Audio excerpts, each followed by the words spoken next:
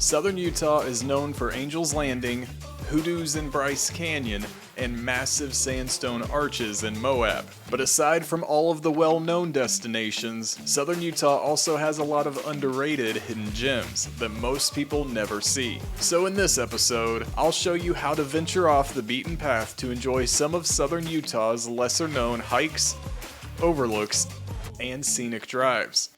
This list is in no particular order, but the last few are my favorites. Also, as a quick side note, all of these landmarks are featured in our Southern Utah travel guides. These are published quality guides that include detailed itineraries, and you can find them linked below this video. If you're looking to get away from crowds in Zion, Cedar Breaks National Monument is a great option. This little monument is just north of Zion, and it sits at an elevation of 10,000 feet. That means this monument has a tendency to get cold, and the winters are brutal, so Cedar Breaks is only open from July through September each year. The monument is centered around the Cedar Breaks Amphitheater, which looks like a little Bryce Canyon, minus the crowds. The monument has a few overlooks, a campground, and a couple decent trails, including the Bartizan Arch Trail. This is a 5-mile out-and-back hike that follows the rim of the amphitheater. It passes a couple overlooks, and it ends at the Bartizan Arch. This national monument is pretty small. Most people can hike to the arch and check out the overlooks in a half day. Also, sunrise and sunset are gorgeous at Cedar Breaks. On the other side of the state, southeast Utah is home to the Valley of the Gods. The valley has a 17-mile loop that takes you around massive sandstone formations and red rock cliffs. Fair warning, the road isn't paved, and it's pretty rough. You won't need four-wheel drive or high clearance, but I also wouldn't take a sedan on this loop. But keep in mind the road can be pretty bad after a good rain. It only takes a couple hours to drive through the Valley of the Gods, and if you really like it, you can stay a little longer and do some dispersed camping. Valley of the Gods is only 45 minutes north of Monument Valley, so if you're doing a road trip, it's easy to add to your itinerary. The little town of Boulder, Utah isn't known for much, but if you leave Boulder and drive 13 miles west, you will find Hell's Backbone. This is one of Southern Utah's most scenic roads, and that's saying a lot. Initially, the road follows a curvy path through the forest, but when the trees part, you'll find yourself straddling rocky cliffs at heights of more than 8,000 feet in elevation. This road is not for the faint of heart. You'll drive right next to sheer cliffs at dizzying heights, and you'll cross a one-way bridge to get there. Also, the backbone sits in Dixie National Forest, so there are dispersed campsites along the entire road. Hell's Backbone is a little off the beaten path, but the views are great. Surprisingly, Southern Utah still has a few hidden gems in its national parks, and Zion is no exception. Kolob Terrace is Zion's least traveled district, and it has a few trails where the crowds are scarce. Right Fork is one of those trails. Right Fork follows North Creek through tiny canyons, past cascades and red rock cliffs. You'll have to walk through the water a couple times, but the trail is beautiful. Although you will want to remember that the trail doesn't get much traffic, so it can be a little overgrown. The entire hike is 12 miles long, and that scares a lot of people away. Plus, you'll need some route finding skills to stay on track, but the final payoff is a 2-tiered waterfall named Double Falls. And I had this waterfall all to myself, except for the mountain lion that was tracking me, but that's a separate issue. Southern Utah has the world's largest concentration of slot canyons, and there are a few popular ones like Buckskin and Peekaboo. But most slot canyons see very few visitors, and Willis Creek is one of them. This is a relatively easy 2-mile trail that follows a creek through a couple short slots. The slots are picture perfect, and most of the time you'll have this trail to yourself. While I like this trail, you shouldn't go out of your way to add Willis Creek to your trip. But if you're staying in the area, this is a great dog-friendly trail with nice scenery. Another little gem that sits inside a national park is the Hat Shop, and it's in Bryce Canyon National Park. This is a 4-mile out-and-back hike with 1,000 feet of elevation gain. It's a little bit of a workout. The Hat Shop follows a rocky path just south of the main amphitheater. There's some decent views along the way, but the main attraction is the hat shop. This is a unique collection of hoodoos that appear to be wearing hats. One of my favorite parts about this trail is that we only saw a couple other people the entire time. One scenic drive that most people have never heard of is the Moki Dugway. The Moki Dugway is part of Utah Highway 261, and it descends more than 1,000 feet over a couple miles. It's steep and it's not paved, but there are a couple overlooks where you can step out and enjoy wide open views of southern Utah. The road itself isn't too bad. You'll be straddling cliffs, but if you take it slow and pay attention, you should be fine.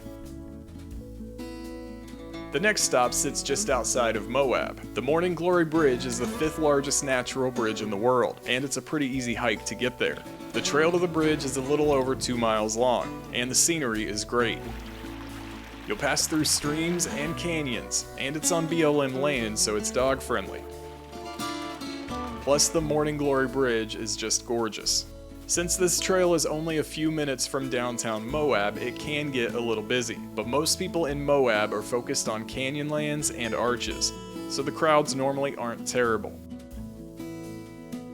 Speaking of arches, there is one arch that sits well off the beaten path in Arches National Park, but I think it's worth the effort to get there. The Eye of the Whale is located down a 2-mile dirt road across from Balanced Rock. The road requires high clearance, but there is a parking lot, so you can just hike the road, and that's what we did.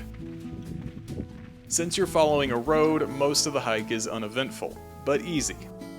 Once you reach the actual trail, it's just a half-mile to the Eye of the Whale. It's a nice little arch with a basin behind it, and the crowds are literally non-existent, even though it's in a national park. The next landmark is northeast of Hanksville. Horseshoe Canyon is a remote canyon that sits 30 miles down a dirt road, and it's part of Canyonlands National Park. The road can be rough, so you always want to check conditions before you leave. Once you reach the canyon, you'll see several campsites along the rim. These are on BLM land. There are 6 campsites and they're free to use. They even have a pit toilet, so you can camp in luxury. We camped here and had a great time. I hiked down into the canyon early in the morning to avoid the heat.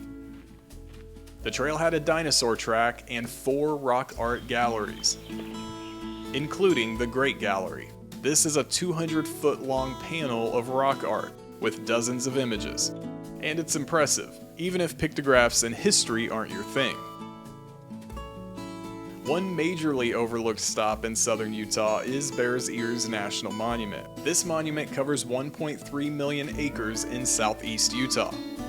At first glance, you might think it looks like a barren dust bowl, and that's fair, but if you look closer, you will find little gems like the Moon House and Newspaper Rock. House of Fire is also a nice little diamond in the rough. If you visit at the right time of day, the sunlight reflects and makes the little ruin look like it's on fire. On top of that, the monument has tons of dispersed camping, and it has a couple popular backcountry hikes. The next stop is also on BLM land, but this one is in Grand Staircase Escalante National Monument, just outside of the little town of Escalante. I'm not sure if the Cosmic Ashtray can be called a hidden gem anymore. It's gained a lot of attention on social media, but it never has big crowds. Some of that is because people don't know how to get there, and some of that is because it's inconvenient to get to. Either way, when you reach the Cosmic Ashtray, it feels like your own little secret. But make no mistake, it can be tough to get there, especially in the southern Utah heat. It's an 8-mile round trip unless you have a good 4-wheel drive vehicle. Then you can cut it down to a mile. But for us, it was 8 miles. This is a landmark that's tough to describe. It has a unique beauty to it, and it's just fun to look at. If you're capable, this is a truly unique stop to add to your trip. The next landmark is in the Needles district of Canyonlands National Park. Chesler Park used to be relatively unknown to normal people, but now it's pretty popular, and rightfully so because it's gorgeous. But most people reach the Chesler Park Loop, snap some photos, and return to the trailhead. But if you hike a little further, you will find one of the coolest places in all of Canyonlands National Park, a landmark called The Joint. This is a narrow section of trail that leads through fractures in the rocks underneath Chesler Park. Certain parts feel like a slot canyon, while little tunnels open to massive rooms. It's beautiful, and it's one of my favorite spots in all of southern Utah. Of course, if you're looking for underrated landmarks with no crowds, look no further than Cathedral Valley. This is Capitol Reef's northern district, and it has gorgeous scenery. You can drive the entire Cathedral Valley loop to see less traveled landmarks like the Cathedral's Trail and Gypsum Sinkhole. Or you can drive the eastern section to see the temples of the sun and moon. Either way, Cathedral Valley is well worth the visit.